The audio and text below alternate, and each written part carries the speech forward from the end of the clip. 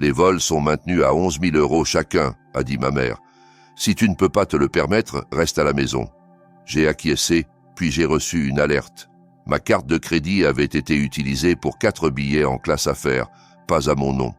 J'ai ouvert mon application, cliqué sur Contester tout, verrouillé le compte. À l'enregistrement, ma sœur a envoyé un message. Pourquoi rien n'est payé? J'ai répondu par texto. Comme tu l'as dit, je suis resté à la maison, puis j'ai réservé mes propres vacances. Le lendemain, mon père s'est présenté à mon appartement.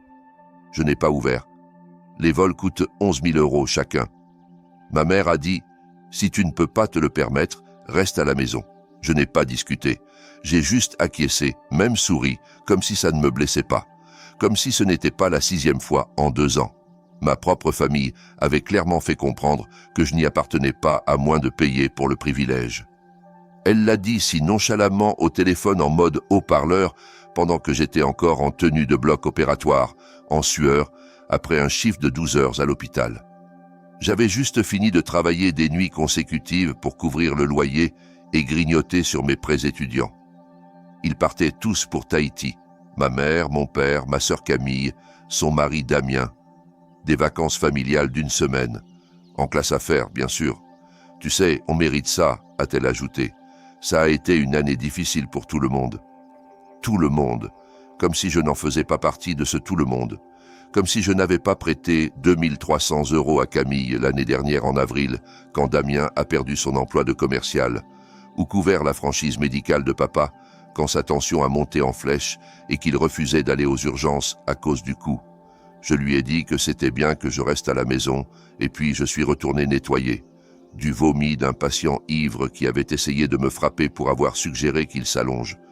Mais plus tard cette nuit-là, j'ai reçu une notification sur mon téléphone, une alerte de mon application carte de crédit, pour des billets en classe affaires à 11 000 € chacun.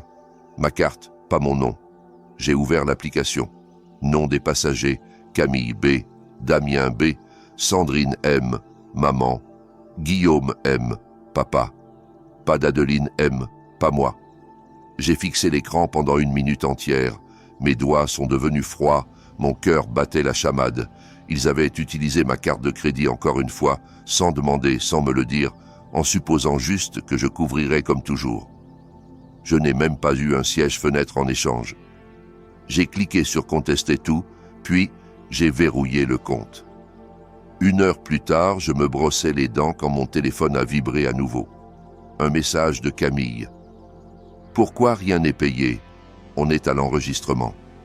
J'ai essuyé la pâte dentifrice de ma bouche, regardé le message, pris une profonde inspiration. Puis, j'ai tapé en retour. Comme tu l'as dit, je suis resté à la maison. Et je l'ai fait. Je suis resté à la maison, mais pas comme il s'y attendait. J'ai réservé mes propres vacances, quelque part de plus chaud, plus calme, pas de famille, pas d'obligation, pas de culpabilité. Le lendemain matin, mon téléphone a vibré à nouveau. Un appel de papa. Je n'ai pas répondu. Cet après-midi-là, il s'est présenté à mon appartement. Il a frappé comme s'il était chez lui. Je n'ai pas ouvert la porte. Ça n'a pas commencé avec les billets.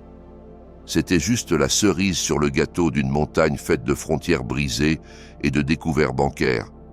Ça a commencé quand j'avais 22 ans et que Camille a emprunté ma carte de crédit pour acheter une robe pour sa fête de fiançailles. Une urgence temporaire de 550 € parce que tu travailles en santé et que tu ne t'habilles même pas chic. Donc ce n'est pas comme si tu allais le remarquer. Elle a promis de me rembourser à la fin du mois. Elle ne l'a jamais fait. Puis c'était papa qui me demandait de cosigner un prêt pour rénover leur cuisine. Ce n'est même pas pour nous, a-t-il dit. C'est pour la valeur de revente. Un jour, tu l'hériteras. Spoiler, la maison a été refinancée 2 fois et ils ont utilisé l'argent pour rembourser la 2e entreprise ratée de Damien. Je travaillais plus de 50 heures par semaine à l'époque, à peine la tête hors de l'eau, et d'une manière ou d'une autre, j'étais encore le distributeur automatique familial. La fiable. L'infirmière avec un emploi stable.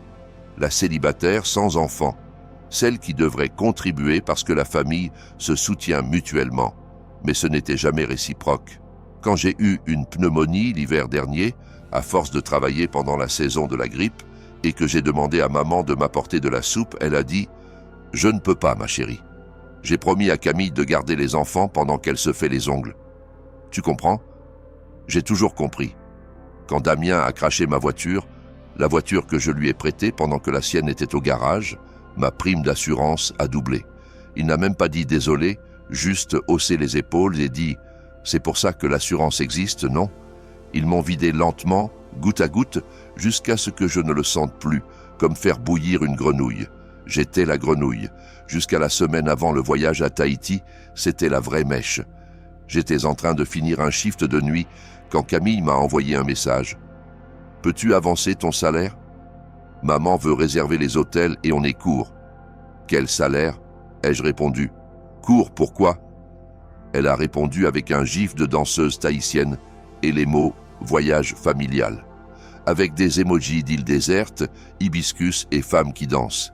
J'ai appelé maman. « Camille a dit que vous aviez besoin d'aide pour les hôtels », ai-je demandé en essayant de rester neutre. « Oh, ma chérie, ne t'inquiète pas pour ça », a-t-elle gazouillé. « Tout est déjà réservé. On avait juste besoin d'un petit coussin pour upgrader en classe affaires. Tu sais comment les genoux de Damien sont mauvais. Attends, vous me demandez de couvrir l'upgrade pour un voyage auquel je ne participe même pas ?» Silence. Puis, le ton a changé. « Écoute, Adeline, si tu voulais venir, tu aurais pu le dire. Mais les vols sont à 9 500 € chacun. Si tu ne peux pas te le permettre, alors peut-être que c'est mieux que tu restes en dehors. Sans rancune. » Elle l'a dit comme si j'étais un fardeau, comme si mon existence même était un inconvénient pour leur itinéraire de luxe. Je n'ai pas discuté, juste raccroché, calme, engourdi. Puis est venue la notification, ma carte, utilisée pour 4 billets en classe affaires. C'est là que l'engourdissement s'est brisé, tous les sacrifices, toutes les fois où j'ai annulé des vacances, sauté des dîners, travaillé des doubles shifts. Pourquoi ? Pour qu'ils vivent à la grande vie pendant que je rationnais mes médicaments et mangeais des nouilles instantanées 3 soirs par semaine. Cette nuit-là, je me suis assise à mon bureau en fixant un tableur de mes finances. J'avais 300 € sur mon compte courant, 13 000 € de prêts étudiants. Ma voiture avait 6 ans, avec 190 000 km au compteur. Je n'avais pas pris de vacances depuis l'université. Pendant ce temps, Damien sirotait du champagne en première classe avec mon nom sur le reçu. Et Camille avait l'audace de m'envoyer un message de la file d'enregistrement avec « Pourquoi rien n'est payé ?» Le masque est tombé. C'est qui ils étaient, qui ils avaient toujours été. Je n'étais pas de la famille. J'étais du financement. J'ai répondu simplement « Comme tu l'as dit ?» Je suis resté à la maison. Puis j'ai fait quelque chose que je n'aurais jamais pensé faire. J'ai ouvert un site de voyage et réservé mon propre voyage. Rien de chic. Mais c'était à moi. Tout à moi. Pas d'obligation, pas de culpabilité. Le lendemain, papa s'est présenté à ma porte, comme une scène d'un thriller sur Netflix. Encore en chemise tahitienne, debout devant mon appartement, avec un regard qui oscillait entre confusion, colère et entitlement. Il a frappé. Je n'ai pas bougé. Il a frappé à nouveau plus fort. « Adeline, ouvre la porte, on doit parler. » Je ne l'ai pas fait. Il est resté là 7 minutes. Je l'ai chronométré. Puis il est parti. Ce soir-là, j'ai reçu un message vocal de maman. « Tu as vraiment blessé ton père aujourd'hui.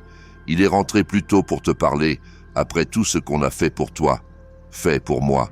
J'ai sauvegardé le message, pas pour les souvenirs, pour les preuves. J'étais lasse de me laisser manipuler. » Le lendemain, Camille a essayé d'appeler 5 fois, puis a envoyé ce bijou. « Grandis. Tu ne peux pas punir toute la famille pour un malentendu. » Malentendu. Ils m'ont utilisé, volé, moqué. Et maintenant que j'ai dit non, j'étais la méchante. Mais je n'étais plus en colère. J'étais fini. Ils pensaient que le silence signifiait reddition, que s'ils frappaient assez fort, assez longtemps, je craquerais. Comme toujours. Mais j'avais changé. Papa est revenu le lendemain, cette fois avec maman. Même endroit, même couloir d'immeuble, même manipulation fatiguée sur leur visage. Je n'ai pas ouvert la porte. Cette nuit-là, les messages ont commencé à affluer de Camille. « Tu es complètement injuste. On avait besoin de cet upgrade. Les genoux de Damien gonflent en vol économie. Tu réalises ce que tu as fait? On n'a même pas pu s'enregistrer. On a dû downgrader et payer de notre poche. Tu sais à quel point c'était embarrassant? La famille est censée être là les uns pour les autres. Famille, ce mot encore. J'ai tapé, effacé, retapé. Puis j'ai envoyé un message. Tu veux dire comme quand j'ai payé ton loyer pendant 8 mois et que tu as oublié de me rembourser? Pas de réponse. Ensuite est venue une rafale d'appels de maman, tous ignorés. Puis un message de papa. Tu dois grandir et arrêter de jouer la victime. On n'avait pas le choix. On ne savait pas que la carte serait refusée. Tu étais censé aider. Tu le fais toujours. J'ai fixé cette dernière phrase longtemps. Tu étais censé aider. Comme si j'étais une employée familiale dont l'absence constituait une faute professionnelle. Je n'ai pas répondu. Mais je n'étais pas fini. Parce qu'il pensait que c'était juste une phase, une crise, que je m'en remettrais, comme toujours. Mais cette fois, c'était différent. Cette fois, j'étais en colère. Pas juste blessé émotionnellement. Logistiquement, financièrement, physiquement épuisé d'années à soutenir un système où j'étais la donatrice silencieuse. Alors, j'ai fait ce qu'il n'attendait jamais. Je me suis assise et j'ai écrit une facture. 550 € pour la robe de Camille, pour ses fiançailles. Jamais remboursée. 2300 € de prêt à Camille et Damien pendant son chômage. 750 € pour la franchise IRM de papa payée de ma poche. 380 € pour des courses. Maman a oublié de me Venmo. 1000 € X4 pour les billets en classe à faire pour Tahiti, chargés sans consentement. 140 € d'intérêt et frais pour paiement en retard causés par ci-dessus. Et un solde total dû de 6500 €. Puis je l'ai envoyé au groupe familial par email. Demande de remboursement pour charges non autorisées et soutien passé. Corps. Conformément à votre croyance que les familles doivent se soutenir mutuellement, veuillez trouver ci-joint le détail du soutien financier que j'ai accordé au cours des 24 derniers mois. À compter du 1er juillet, je ne subventionnerai plus les dépenses familiales.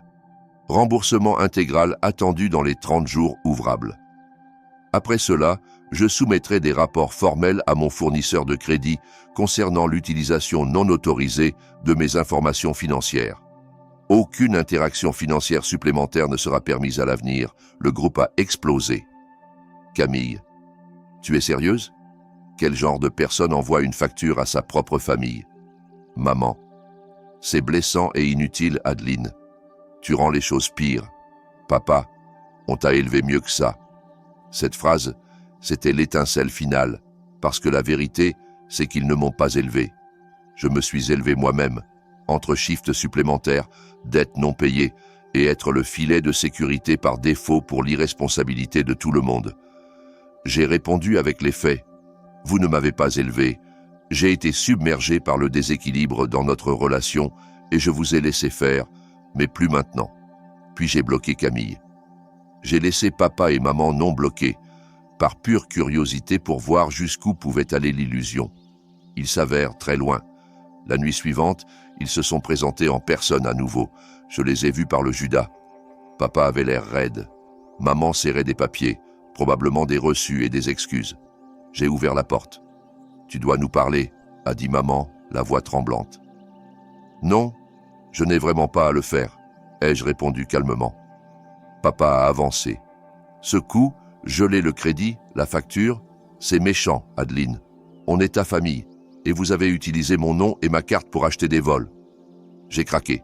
Ce n'est pas de la famille. C'était une grave violation de confiance. On ne pensait pas que ce serait un problème, a pleuré maman. Tu aides toujours. Parce que vous m'avez entraîné à le faire. Ai-je coupé. Depuis mes 22 ans, vous me traitez comme une carte de débit ambulante.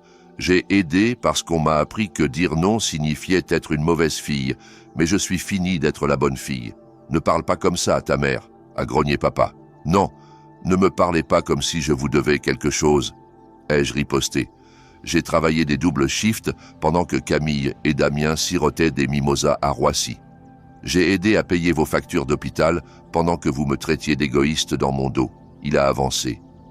Tu penses que ça te rend forte? Tourner le dos à la famille? Non, ai-je dit, mais ça me rend libre. J'ai fermé la porte sur leur visage, pas claqué, juste ferme, délibéré, avec finalité. Ils n'ont plus frappé. Plus tard, cette nuit-là, j'ai reçu un message vocal de maman. Une voix calme, défaite. Je ne sais plus qui tu es. Et pour la première fois de ma vie, j'ai souri à ces mots. Parce que je n'étais plus la personne qu'il piétinait autrefois. Après avoir fermé la porte au visage de mon père, le silence qui a suivi n'était pas paisible. Il était chirurgical, précis, final. Plus de coups à la porte, plus de messages. Vocaux chargés de culpabilité, juste un vide où leur contrôle vivait autrefois. Pendant 2 jours, rien, pas un mot de quiconque. J'espérais à moitié que le froid durerait pour toujours. Puis est venue la panique. Ça a commencé avec un email de ma banque. Quelqu'un avait tenté d'utiliser ma vieille carte gelée à nouveau pour louer une voiture à Tahiti. Damien, bien sûr. J'ai appelé le service fraude. Ils ont confirmé que la tentative de charge correspondait à ces informations d'identité. « Souhaitez-vous porter plainte ?» ont-ils demandé. Je ne l'ai pas fait, pas encore, mais je leur ai fait documenter tout et j'ai envoyé le rapport à moi-même. Sujet, preuve au cas où ils escaladent. Plus tard cette nuit-là, j'ai reçu un message d'un numéro inconnu. On est bloqué. Tu vas sérieusement laisser ta famille comme ça, après tout ce qu'on a fait pour toi? Camille. J'ai fixé ça longtemps. Qu'avait-il fait pour moi vraiment, à part prendre? Je n'ai pas répondu, juste fait une capture d'écran et l'ai classé dans le nouveau dossier que j'avais créé. Schémas familiaux que je ne répéterai pas. Quelques jours ont passé, puis quelque chose de vraiment bizarre est arrivé. J'ai reçu un message sur Facebook de Marine. Oui, cette Marine, l'ex-femme de Damien. On n'avait pas parlé depuis des années. La dernière fois que j'en ai entendu parler, elle avait déménagé à l'autre bout du pays après leur divorce et recommencé. Elle était toujours trop intelligente pour lui. Une avocate avec du mordant, de l'ambition et une allergie aux bêtises. Son message était simple. « Salut Adeline, désolé de débarquer comme ça, mais tu devrais peut-être parler. » J'ai répondu « C'est à propos de Damien ?» Elle a envoyé un pouce levé, puis un fichier, un PDF.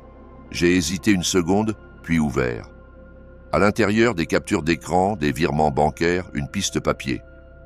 Apparemment, Damien avait détourné des fonds d'un compte familial conjoint que maman et papa lui avaient donné accès pour les urgences. Il jouait à nouveau, crypto cette fois, au risque, bas QI. Ça empirait. Dans les captures, il y avait des emails, un de maman suppliant Marine de ne rien rapporter, un autre de papa. On va arranger ça. Adeline n'a pas besoin de savoir. Ils savaient. Ils savaient tous. Ils me l'ont caché parce qu'ils avaient peur que je les coupe avant que je le fasse vraiment. Les billets d'avion n'étaient que la partie émergée de l'iceberg. Ils m'avaient saigné à blanc pour couvrir les erreurs financières de Damien. J'ai appelé Marine immédiatement. Elle a décroché à la 2e sonnerie. « Je n'étais pas sûr que tu veuilles même parler », a-t-elle dit, mais je ne pouvais pas continuer à regarder de loin. Je sais comment il te traitait autrefois. J'ai demandé pourquoi elle envoyait ça maintenant. Elle a fait une pause, puis dit « Parce que tu fais enfin ce que j'aurais dû faire il y a des années, t'en aller. Et je pensais que tu méritais de savoir la vérité. » Cette nuit-là, j'ai imprimé chaque page, chaque virement, chaque message louche. Je les ai agrafés ensemble et les ai posés sur mon bureau. Et pour la première fois en années, j'ai dormi avec la fenêtre ouverte. Brise dans ma chambre. Pas d'anxiété bourdonnante dans ma poitrine. Le lendemain matin, j'ai reçu un appel d'un numéro inconnu. Je l'ai laissé aller sur messagerie. C'était papa. Sa voix était basse, pas en colère, mais tendue. « Adeline, je ne sais pas quoi dire. Ta mère est malade de stress. Camille ne mange pas. Damien, il ne va pas bien. On a fait des erreurs, sûr, mais tu as fait ton point. Je demande, d'homme à femme, pouvons-nous, s'il te plaît, parler ?» J'ai tapé une phrase et l'ai envoyée par texto. « Vous n'avez pas droit à la grâce que vous n'avez jamais méritée. » Cette semaine-là, j'ai renvoyé la facture, cette fois avec les fichiers de Marine joints comme addendum. Preuve supplémentaire. J'ai copié Tante Lucie. Et juste pour le fun, j'ai forwarding une version redactée au département RH de l'employeur de papa anonymement. Quelques jours plus tard, j'ai reçu une alerte. Papa n'était plus listé sur le site de l'entreprise. Je n'ai pas célébré. Je n'étais pas en colère. Juste détaché. Pendant ce temps, Ma vie, elle a fleuri. Je me suis inscrite en thérapie. De vraies sessions en présentiel. J'ai fait de longues marches, acheté un vélo, cuisiné quelque chose de nouveau chaque week-end. Commencé à voir un homme que j'ai rencontré à la cafétéria de l'hôpital.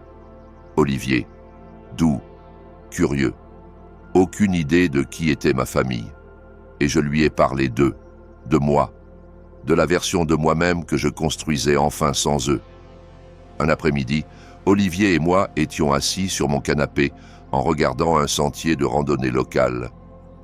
Il en a pointé un et sourit « Tu veux y aller le week-end prochain ?» Et, pour la première fois en année, je n'ai pas eu à vérifier mon compte bancaire. J'ai juste dit oui. Des semaines plus tard, j'ai reçu une dernière lettre, manuscrite. Pas d'adresse de retour. J'ai reconnu l'écriture. Camille. 5 pages de manipulation déguisées en excuses.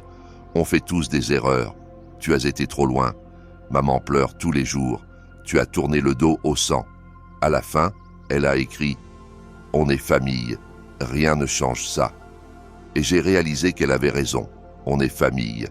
C'est ce qui rend ça encore pire, parce que ce n'étaient pas des étrangers qui m'ont volé. C'étaient les gens qui me connaissèrent le mieux et qui l'ont fait quand même.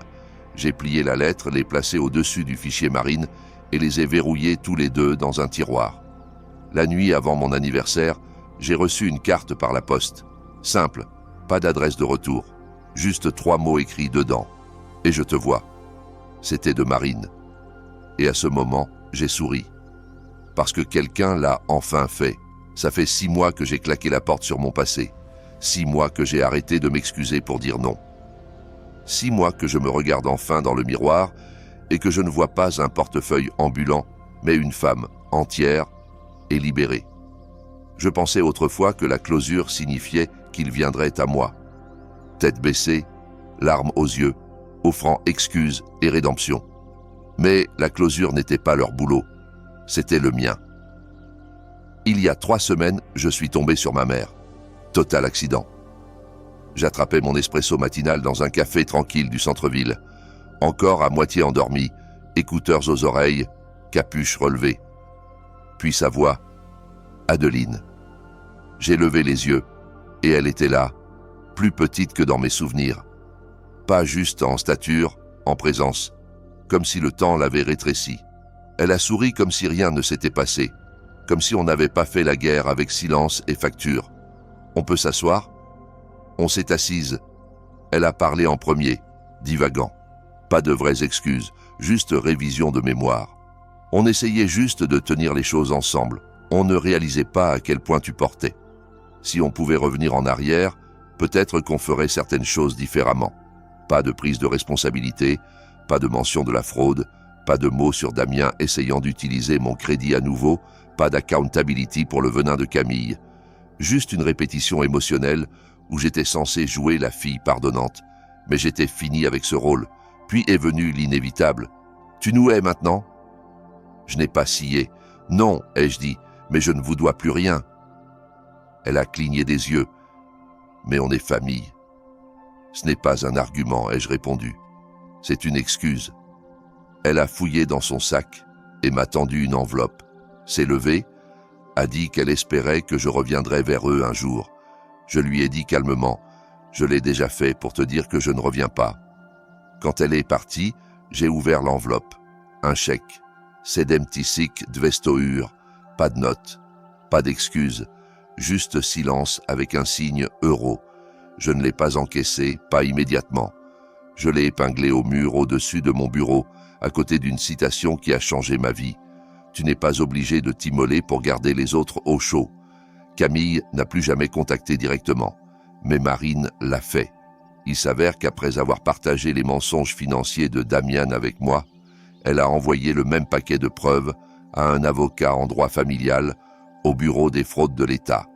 Damien est maintenant sous enquête pour fraude électronique et détournement de fonds familiaux. Parce que devinez quoi, il n'a pas juste utilisé ma carte. Il a aussi écumé le fonds de retraite de maman et papa, les mêmes gens qui m'ont dit autrefois, il traverse juste une mauvaise passe. Poétique. Quand j'ai demandé à Marine pourquoi elle avait aidé, elle a dit « Parce que tu mérites un backup et je ne pouvais pas dormir en sachant qu'il continuerait à te saigner. Elle n'était plus juste l'ex de Damien. Elle était une bombe de vérité avec reçu. Papa, il a perdu son boulot discrètement. La rumeur dit que les RH ont commencé à creuser après qu'un certain paquet anonyme est arrivé. Il a essayé de m'appeler une fois de plus. Messagerie. Tu as fait ton point, Adeline. Tu nous as embarrassés tous. Mais la famille n'est pas une transaction. Tu le regretteras. Je n'ai pas répondu, parce que voilà la vérité. La famille est une transaction. Quand elle a toujours été à sens unique. Olivier et moi étions solides. Il était là quand je lui ai tout dit. Le bon, le lait, les relevés bancaires. Il n'a pas scié, juste tenu ma main et dit « Je suis fier de toi de ne pas avoir laissé ça te rendre amer. » Il est la première personne dans ma vie qui ne m'a jamais fait gagner son amour par le sacrifice. On prévoit d'emménager ensemble cet automne. Un nouvel endroit. Plus grand, plus lumineux. Et non, je n'ai demandé d'argent à personne. Quant au chèque, je l'ai encaissé, puis donné chaque centime à un fonds de bourse pour jeunes infirmières qui soutiennent financièrement leur famille pendant leurs études. Parce que quelqu'un là dehors et moi, il y a 5 ans, se brisant le dos pendant que sa famille prétend que c'est normal. Fais-lui savoir que ce n'est pas. Fais-lui savoir qu'elle n'est pas seule. Alors, où ça me laisse? Plus forte, plus calme, plus sage. Toujours une fille, toujours une sœur, mais plus leur bouée de sauvetage. Je ne porte plus leur poids. Je porte mes propres frontières, je porte ma paix, et je porte le souvenir du jour où j'ai enfin dit « Je ne suis pas votre filet de sécurité, je suis ma propre personne. Ils ne m'ont pas comprise pour ça, mais je m'aime pour ça. » Voilà ce que je laisse derrière. La culpabilité, la peur, le mythe que être la bonne signifie saigner pour les autres. Et voilà ce que je garde, ma vie. Ce n'est pas parfait, mais c'est à moi. Et cette fois, je ne la partage pas avec quiconque ne me traite pas comme si je comptais. J'étais autrefois celle sur qui il s'appuyait. Maintenant, je me tiens droite toute seule. Et la porte que j'ai fermée ce jour-là, elle est toujours close. Seulement maintenant, la clé est dans ma poche, et elle y reste.